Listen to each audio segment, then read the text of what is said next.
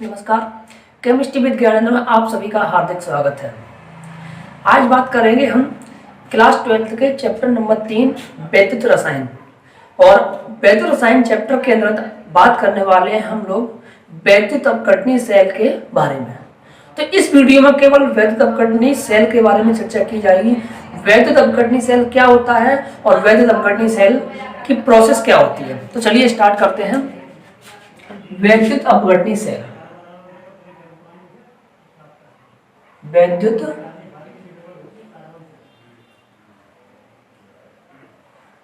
अपघटनीय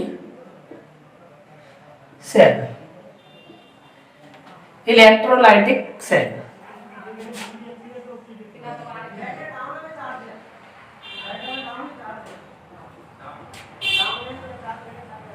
वैद्युत अपघटनीय सेल क्या होता है? वैद्युत अपघटनीय सेल जैसा कि हेडिंग से ही क्लियर हो रहा है, वैद्युत अपघटनीय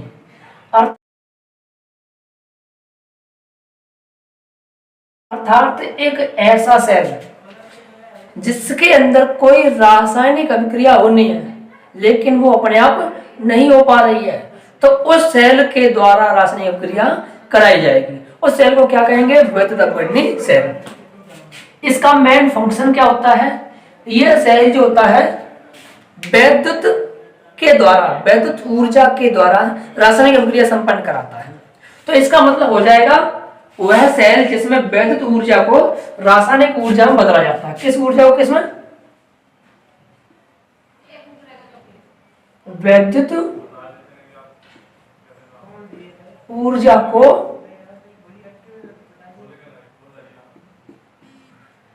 रासायनिक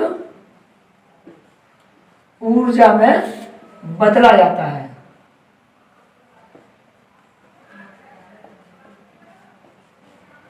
समझ गए ना? ऐसा सेल जो वैद्युत ऊर्जा को रासायनिक ऊर्जा में बदलता है वैद्युत अपघटनीय सेल कहलाता है। इस सेल में ऑक्सीकरण और अपचयन की क्रियाएं साथ साथ होती। कौन कौन सी क्रिया? ऑक्सीकरण और अपचयन क्रिया, यानी रेडॉक्स रिएक्शन कह सकते हैं। ऑक्सीजन अपचयन की क्रिया एक साथ होती है या साथ साथ होती है, साथ साथ चलती हैं। ठीक है, फिर समझ लीजिए, ऐसा सेल जो वैद्युत ऊर्जा को रासायनिक ऊर्जा में बदलता है, ऑक्सीकरण अपचयन की क्रियाएं साथ साथ चलती हैं। ये जो क्रियाएं जिस सेल में होती हैं उसे वैद्युत अपघटनीय सेल या दूसरा क्या नाम से जानते हैं? वोल्ट मीटर नाम से जानते हैं। क्या कहते हैं? वैद्युत अपघटनीय सेल या वोल्ट मीटर भी कहते हैं। इसे क्या कहते हैं? Volt meter. ठीक है, तो ये किस पर आधारित होती है? स्वतः अपरिवर्तित प्रक्रम पर आधारित होता है। इसका आधार क्या होता है? स्वतः अपरिवर्तित प्रक्रम। देखिए, वैद्युत अपघटनीय सेल एक ऐसा सेल होता है जिसमें वैद्युत ऊर्जा को रासायनिक ऊर्जा में बदला जाता है।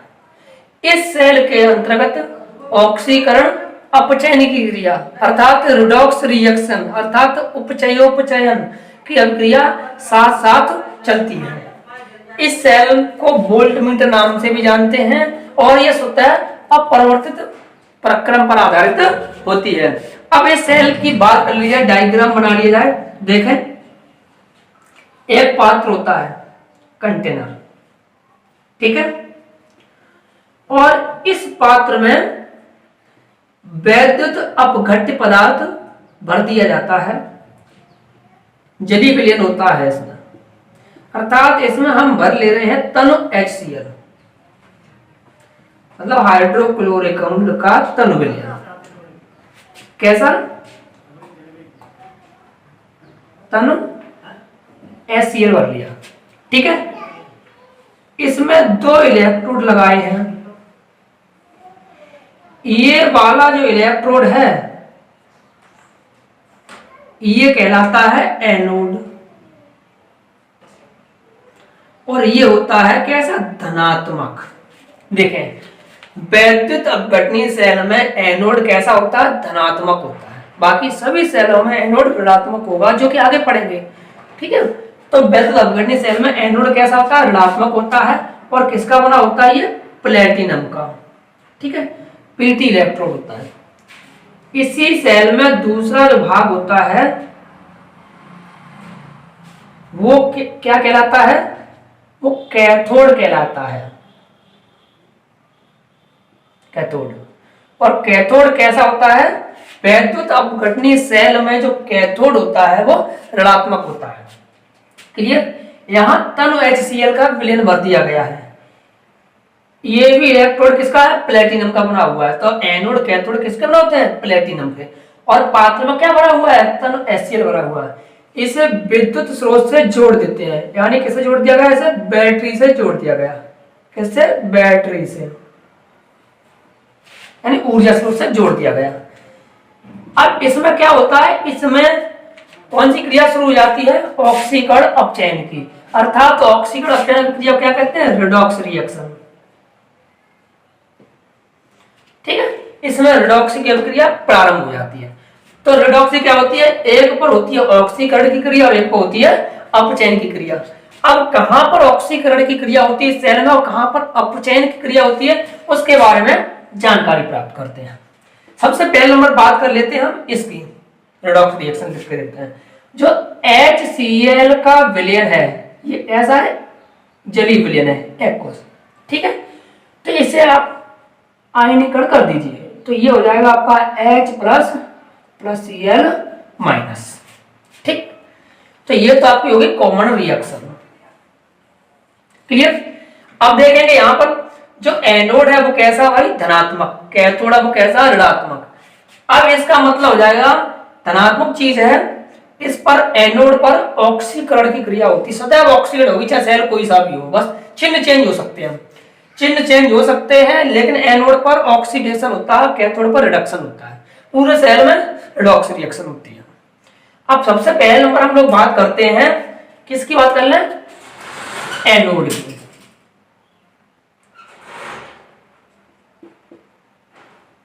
एनोड पर कौन सी रिएक्शन होती है हमने बताई, तो एनोड पर होगी ऑक्सीकरण की। कैसे होगी पता चल जाएगा अभी। ऑक्सीकरण,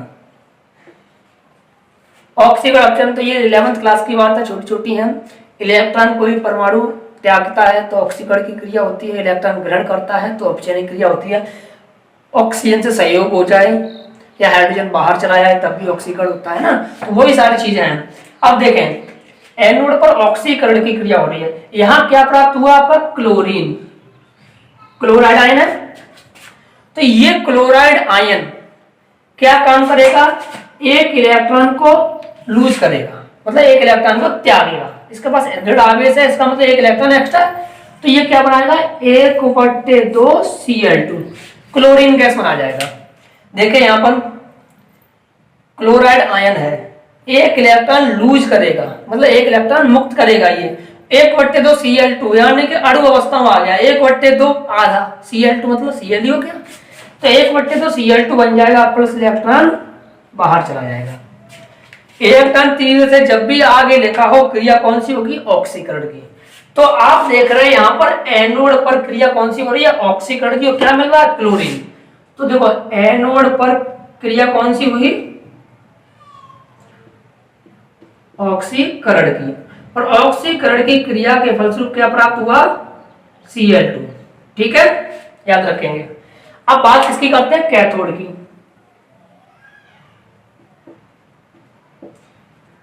कैथोड पर क्या होता, सदैव अपचयन की क्रिया होगी। कैथोड पर क्या होगा, सदैव अपचयन होगा।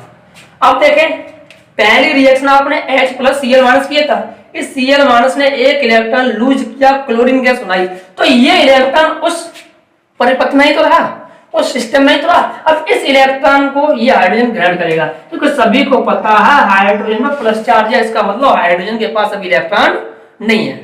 तो हाइड्रोजन क्या काम करेगा, इलेक्ट्रॉन को ग्रहण करेगा। कौन सा इलेक्ट्रॉन ग्रहण करेगा, ये वाला, क्योंकि जो इलेक्ट्रॉन क्लोरीन ने मुक्त किया है वो इलेक्ट्रॉन किसने कैच कर लिया, हाइड्रोजन ने। अब हाइड्रोजन क्या बनाएगा, 1/2 H2, इलेक्ट्रॉन तीर से पहले लिखा हुआ है अगर, तो क्रिया कौन सी होती है? अपचयन की। अब ये हाइड्रोजन गैस कहां बन गई? कैथोड पर। तो कैथोड पर क्रिया कौन सी होती है? अपचयन। क्लियर? और अपचयन के फलस्वरूप कौन सी गैस बनी है? हाइड्रोजन गैस बनी है आकर के। क्लियर हो गया? और ये आपके सामने जो लिखी हुई है रेडॉक्स रिएक्शन लिखी हुई है, क्योंकि यहां देखें H ने इलेक्ट्रॉन त्यागा, क्लोरीन ने इलेक्ट्रॉन ग्रहण किया। ठीक है, अब उसे यहां पर समझा दिया गया। तो ये हो गया आपका कौन सा सेल? वैद्युत अपघटनी सेल। फिर एक बार देखिए, ऐसा सेल जो वैद्युत ऊर्जा को रासायनिक ऊर्जा में बदलता है, इसमें ऑक्सीकरण अपचयन की क्रियाएं साथ साथ होती रहती हैं। हाइड्रोजन अपचयन, क्लोरीन ऑक्सीकरण। ठीक है, तो ऑक्सीकरण अपचयन की क्रियाएं साथ साथ होती रहती हैं। ये वोल्टमीटर में होती है, स्वतः अपरिवर्तित प्रक्रम पर आधारित होती है। ठीक है, एक पात्र होता है, उस पात्र के अंदर तनु HCl भरा जाता है। HCl स्वतः आयनीकृत नहीं होगा जब तक उसमें इलेक्ट्रोलाइटिक नहीं किया जाएगा, यानी वैद्युत अपघटन नहीं किया जाएगा। जब तक इस HCl के तनु विलयन में बिजली प्रवाहित नहीं करेंगे तब तक H+Cl- नहीं बनेगा, यानी ये रिएक्शन नहीं होगी। और ये रिएक्शन नहीं होगी, इसीलिए ये रिएक्शन किस द्वारा कराई जाएगी? बैटरी के द्वारा, अर्थात वैद्युत ऊर्जा के द्वारा। तो वैद्युत ऊर्जा के द्वारा कौन सी क्रिया हुई है? हाइड्रोजन क्लोरीन बनी, तो कौन सी क्रिया होगी? रासायनिक ऊर्जा बन गई। ठीक है, तो ये सेल क्या हो गया आपका? वैद्युत अपघटनी सेल हो गया। जैसा कि यहाँ पे आप हमारे डिस्प्ले पे देख रहे होंगे वैद्युत अपघटनी सेल का डायग्राम। ठीक है, तो ये बात होगी आपके वैद्युत अपघटनी सेल की।